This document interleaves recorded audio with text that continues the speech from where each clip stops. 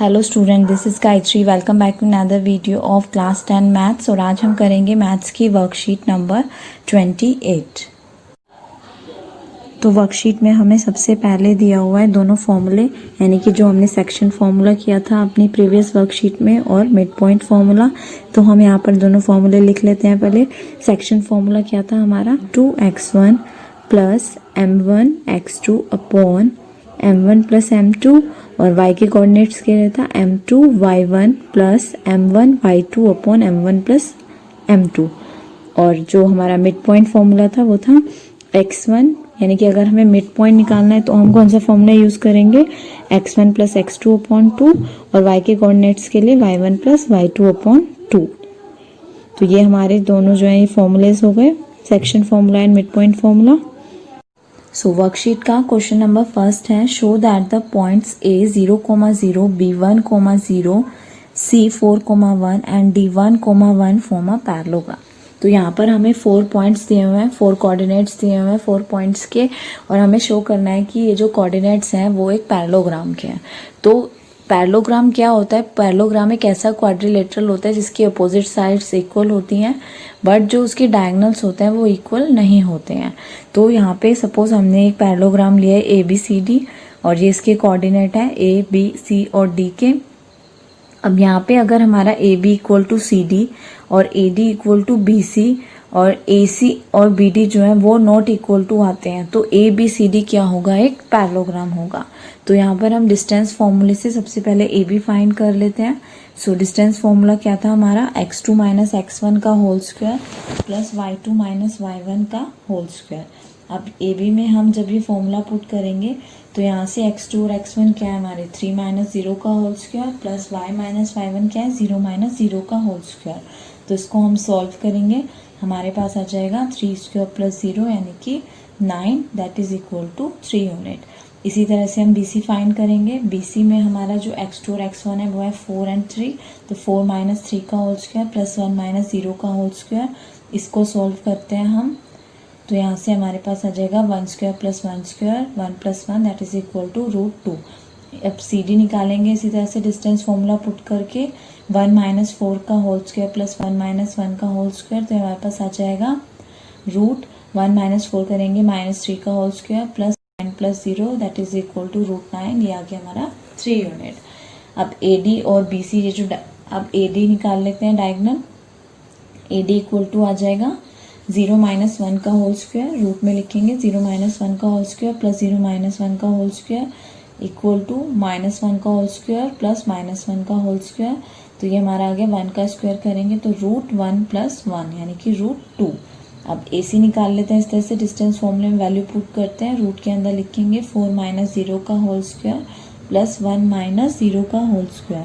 तो यहाँ से हमारे पास आ जाएगा 4 का होल स्क्वायर, तो यहाँ से हमारे पास आ गया 4 स्क्वायर प्लस 1 स्क्वायर। तो 4 का स्क्वायर करेंगे हम 16, 1 का स्क्वायर करेंगे 1, तो 16 प्लस 1 कितना आ गया, √17। इसी तरह से डायगोनल BD भी निकाल लेते हैं डिस्टेंस फॉर्मूले से, 1 माइनस 3 का होल स्क्वायर प्लस 1 माइनस 0 का होल स्क्वायर। 1 माइनस 3 का होल स्क्वायर करेंगे आएगा माइनस 2 का whole square plus 1 square, minus 2 का स्क्वायर करेंगे तो 4 आ जाएगा, तो रूट के अंदर आ गया हमारा 4 प्लस 1 यानी कि √5। अब हम यहाँ से देख सकते हैं कि जो AB है उसकी वैल्यू CD के इक्वल आई है, यानी 3 यूनिट है, और BC जो है वो हमारा इक्वल आया है, BC हमारा आया √2 और AD भी हमारा आया है कितना, √2। तो ये दोनों हमारे इक्वल आ गए, यानी अपोजिट साइड्स इक्वल आ गई हैं, और जो डायगोनल है हमारे AC और BD वो हमारे इक्वल नहीं है। तो अब हम यहाँ से क्या बोल सकते हैं कि यस ABCD क्या है, एक पैरेललोग्राम है, therefore ABCD is a parallelogram, कि अपोजिट साइड्स इक्वल आ गए और डायगोनल्स जो है वो नॉट इक्वल टू है। अब हम सेकंड क्वेश्चन देखते हैं, find the coordinates of the point of trisection that is point dividing the line segment in 3 equal parts of the line segment joining the points 2, -2 and -7, 4। तो यहाँ पे हमें क्या बोल रहे हैं कि हमें ट्राइसेक्शन का जो पॉइंट्स हैं उनके कोऑर्डिनेट्स फाइंड करने हैं, और एक हमें लाइन सेगमेंट गिवन है। सपोज AB एक लाइन सेगमेंट है और इसमें इस लाइन सेगमेंट के जो कोऑर्डिनेट्स हैं वो हमें दिए हुए हैं। वो कोऑर्डिनेट्स क्या हैं हमारे 2, -2 और -7, 4। तो यहाँ पे हमने ए बी एक लाइन सेगमेंट लिया और ये इसके कोऑर्डिनेट्स हो गए 2, -2 और -7, 4। और अब हमने यहाँ पर पी और क्यू 2 पॉइंट्स इस तरह से लिए हैं जो कि ए बी को 3 पार्ट्स में डिवाइड करते हैं, यानी इक्वल 3 पार्ट्स में डिवाइड करते हैं, यानी ए पी, पी क्यू और क्यू बी का जो डिस्टेंस है वो इक्वल है। अब हमें पी और क्यू के कोऑर्डिनेट्स फाइंड करने हैं। तो सबसे पहले हम पी का कोऑर्डिनेट फाइंड करते हैं।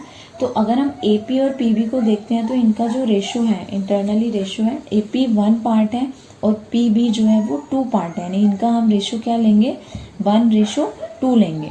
So therefore P divides AB internally in the ratio 1:2.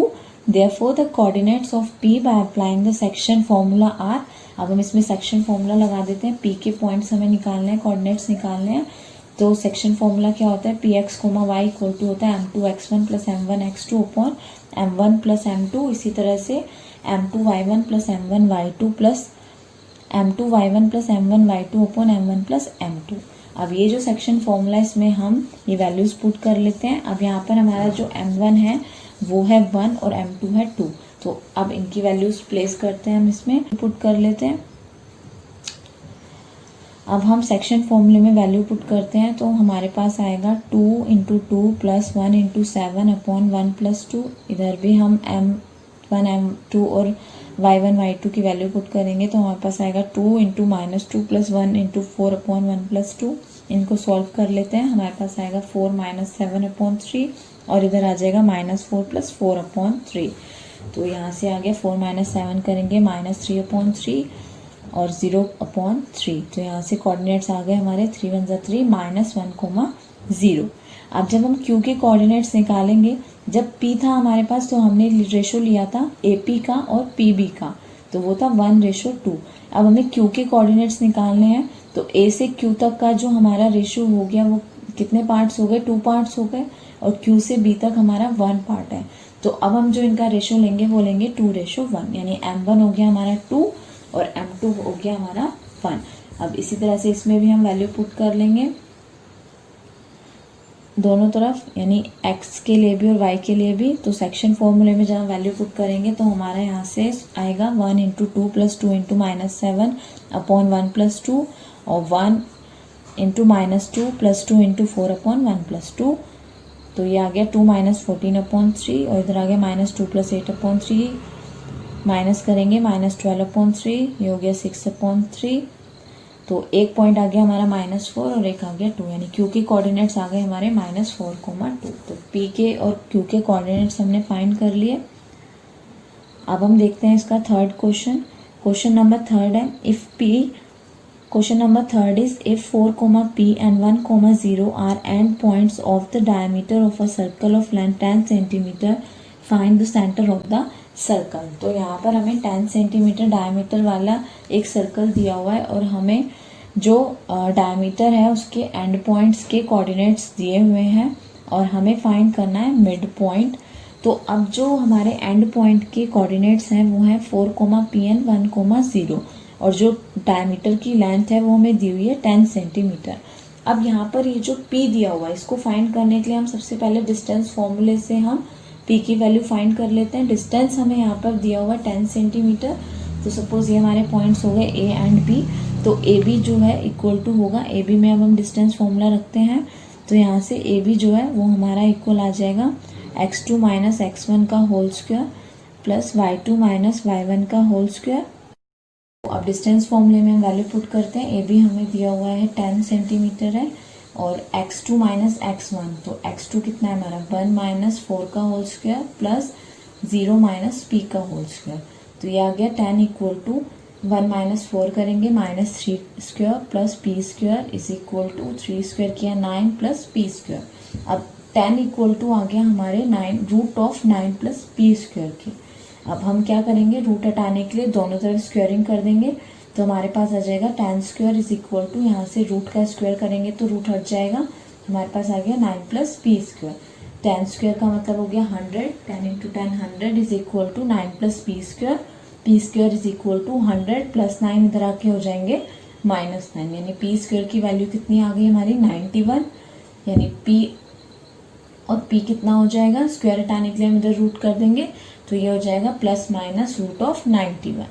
अब हमें o के कोऑर्डिनेट्स फाइंड करने हैं, तो o जो है वो एक सेंटर है, सेंटर के कोऑर्डिनेट्स क्या से फाइंड कर सकते हैं हम, अगर हम ए बी जो है उसका मिड पॉइंट निकालें, o क्योंकि ए बी का मिड पॉइंट है, तो हम o के कोऑर्डिनेट्स फाइंड कर सकते हैं मिड पॉइंट निकाल लेते हैं। तो मिड पॉइंट कैसे निकालते हैं, x1 प्लस x2 अपॉन 2 और y1 प्लस y1 अपॉन, तो हम मिड पॉइंट निकाल लेते हैं x1 प्लस x2 अपॉन 2 और इसी तरह से y1 प्लस y2 अपॉन 2। अब x1 कितना है हमारा 4 है, 4 और x2 है 1, तो 4 प्लस 1 अपॉन 2 और इसी तरह से इधर हो जाएगा हमारा plus minus root of 91 upon,